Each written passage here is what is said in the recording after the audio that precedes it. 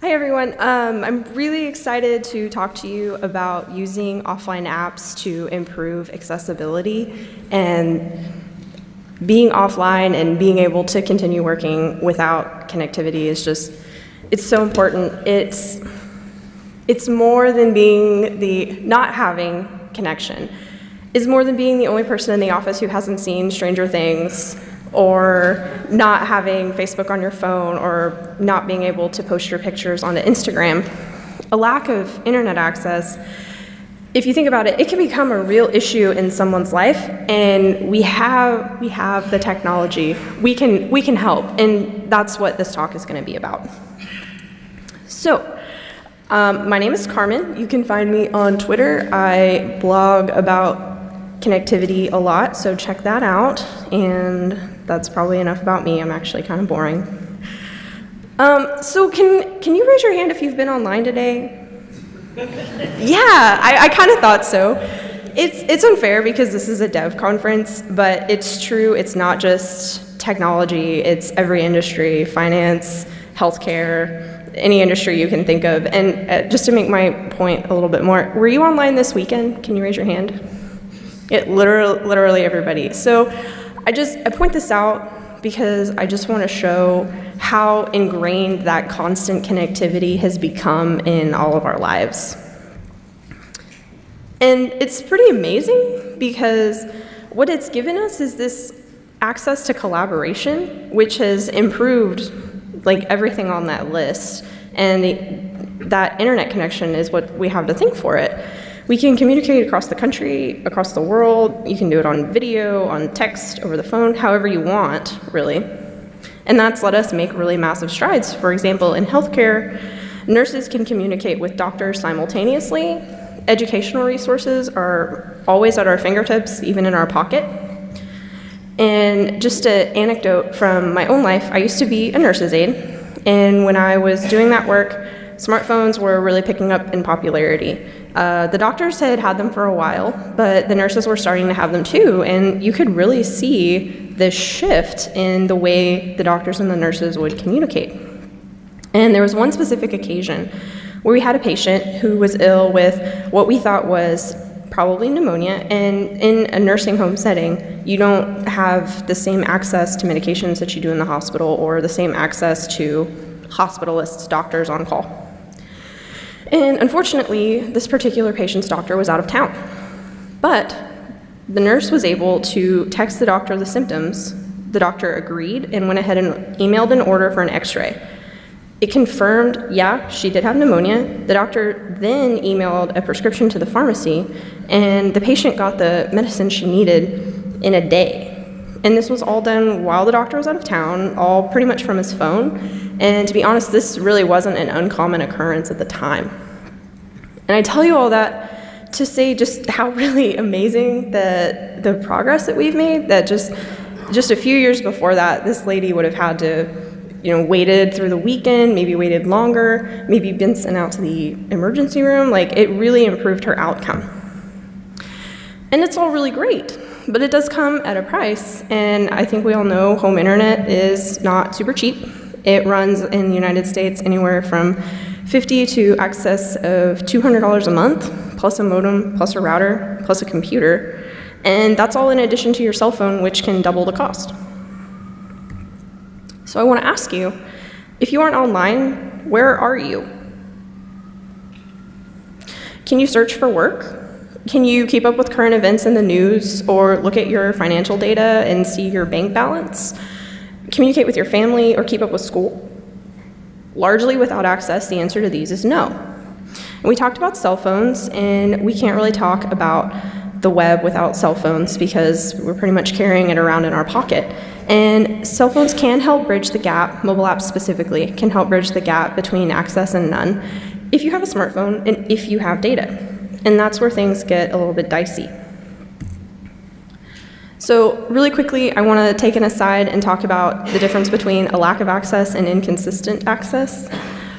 Obviously, no access, you could probably infer, means no access. And that's true for some, but the studies that I'm referencing in this talk are really specifically about inconsistent access. So inconsistent access means You have access sometimes and you don't, although you're probably able to guess that. Most people in this demographic, just to be a little bit more specific, they're going to be accessing via a cell phone. They might have a computer, but they might not. In order to access the internet on a computer, they'll probably have to go to a public place, so think a coffee shop or a restaurant that has Wi-Fi. If they don't have a computer, they'll probably have to go to a public library that offers internet and a public computer.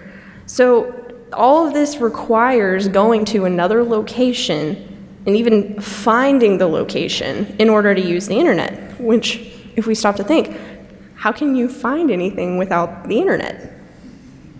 So it's definitely a hurdle. And now that we have a good definition, we can take a quick look at the numbers. So 64% of Americans have smartphones, and I would wager that it's a little higher because the study I'm referencing is a couple years old. And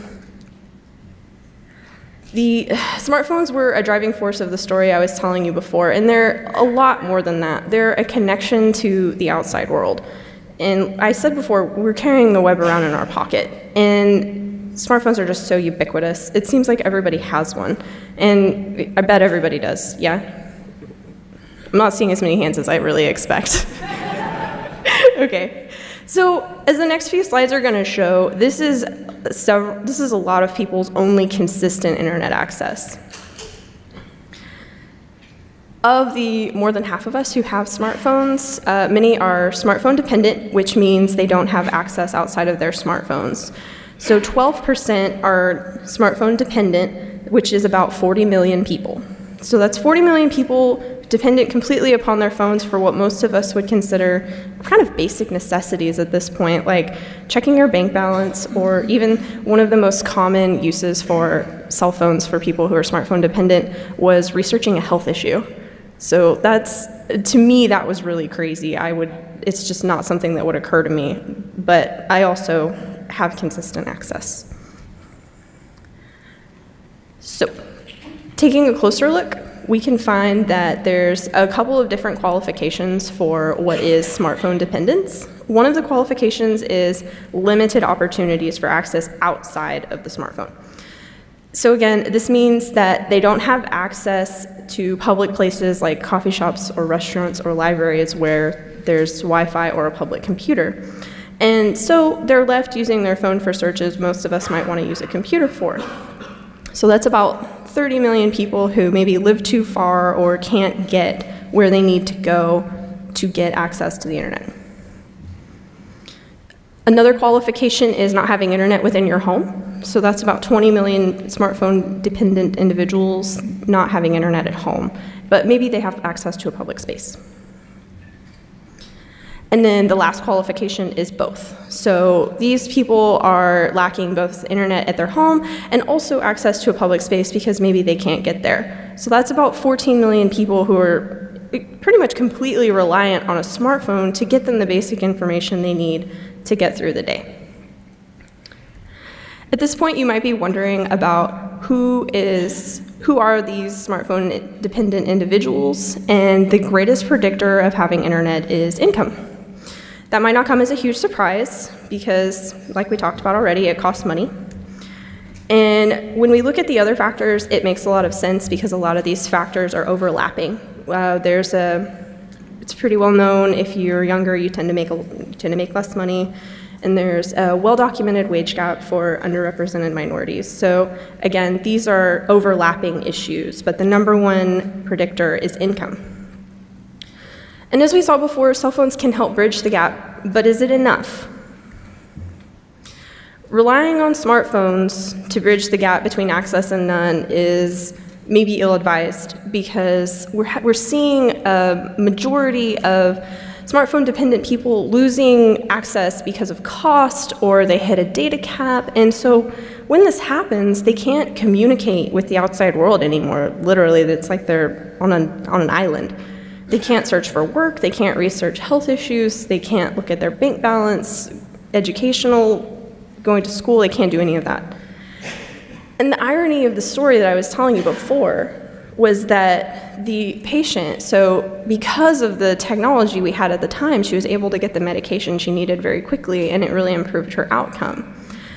The irony of that is that her caregivers, her direct caregivers, were the individuals most likely to lose their access due to cost.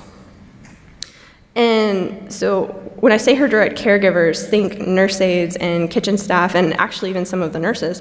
They were at the mercy of this technology, relying on their cell phones for any sort of internet access, and at risk of turning their phone off or hitting a data cap. And again, without that access, they're on their own, basically.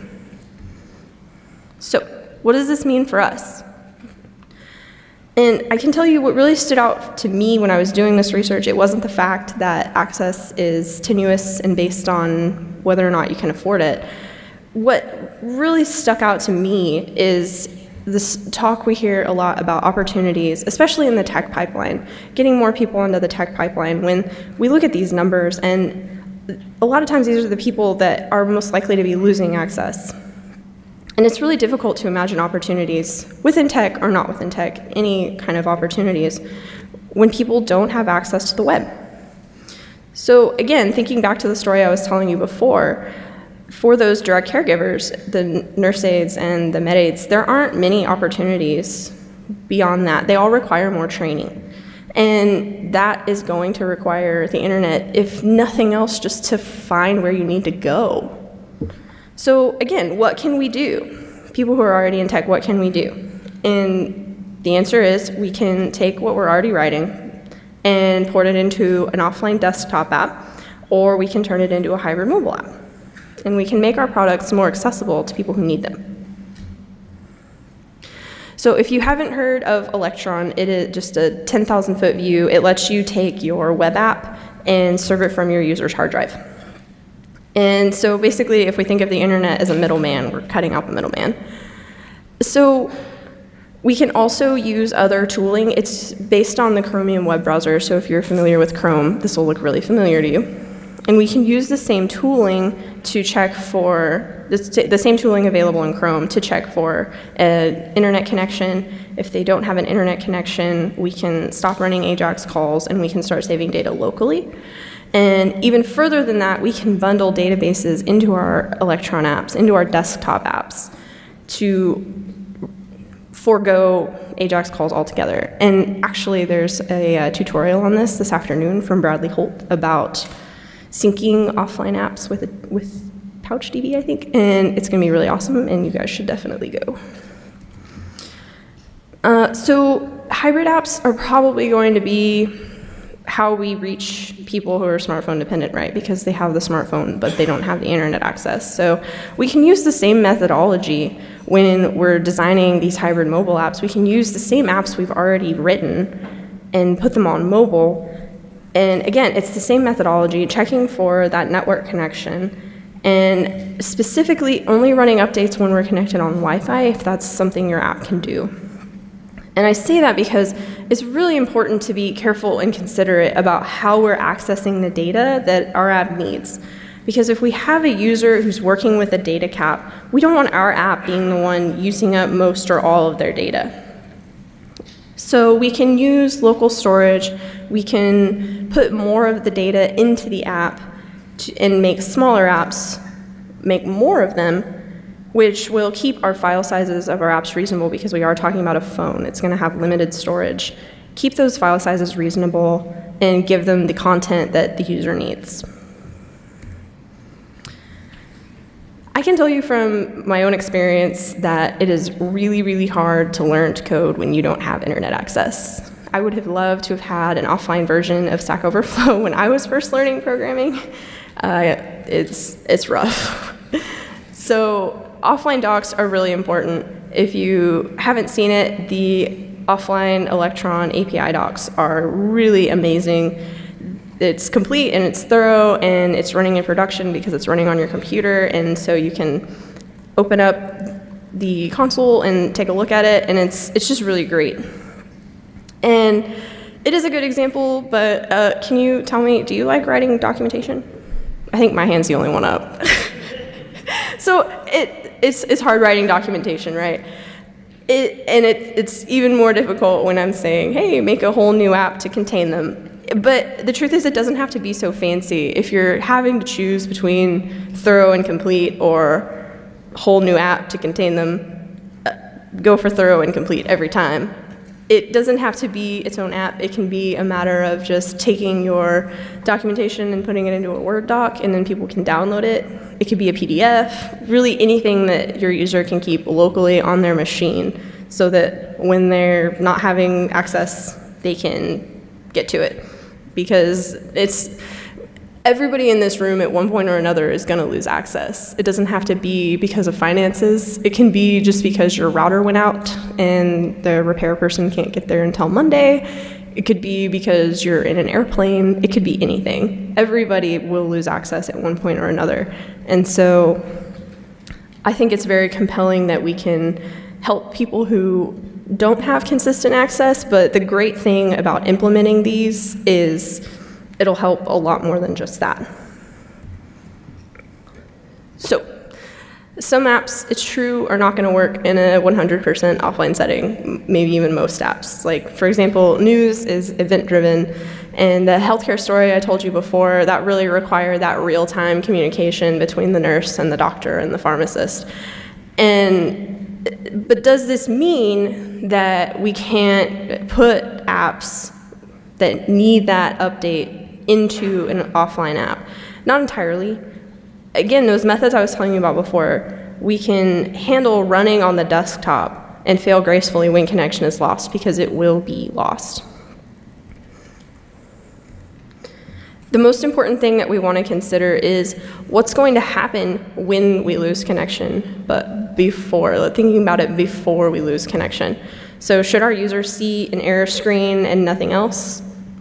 I hope not, as a user. Should they see a light version of their app where some features are available and others are not? Should we be able to continue with work and save once connection is regained? These are the kinds of questions that you're going to want to answer when you're deciding how to handle a loss of connection. So, just some key takeaways, because we covered a lot. My goal from this talk was to just bring awareness to this issue of connectivity, because when I've talked about it before, I've talked a lot about it. I probably won't shut up about it.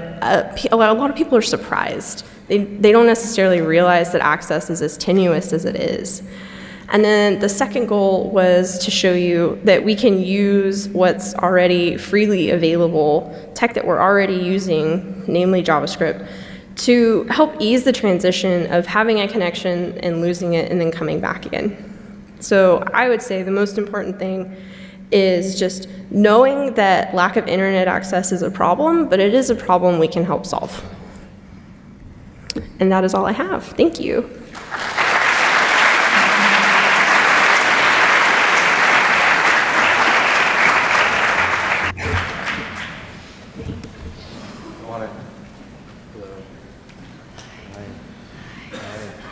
Hi. Thank you so much. Congratulations. So earlier we talked about mapping the connectivity, and I want to give you a chance to talk more about that work. Thanks. Thank you. So a project I've been working on is, like I mentioned in the talk, connectivity is mostly related to income. And so a project I've been working on has been taking census data related to income and putting it on a map so that we can see which areas are less likely to have connection and which are not. And then also taking, right now I started with libraries because they're a free and open place, but putting those on the map as well so you can see the relation between income and then also public spaces that have access. So it's really cool, I'm really excited about it. Cool. What kind of changes do you think there will be for developers from a user experience standpoint in an offline world? Can you say it again? I'm sorry. What kind of different user experience stuff do you think we'll have to plan for in an offline world? I think that the biggest issue is going to be space on the machine, because right now there's a lot of pulling to grab the same data every time we open the app, but in an offline setting you can't really do that. And so I think space on a machine is going to be the biggest issue. Yeah, we definitely take space for granted when we're thinking about cloud stuff. It's just like, download it again. Cool. Well, thank you so much. Thank you.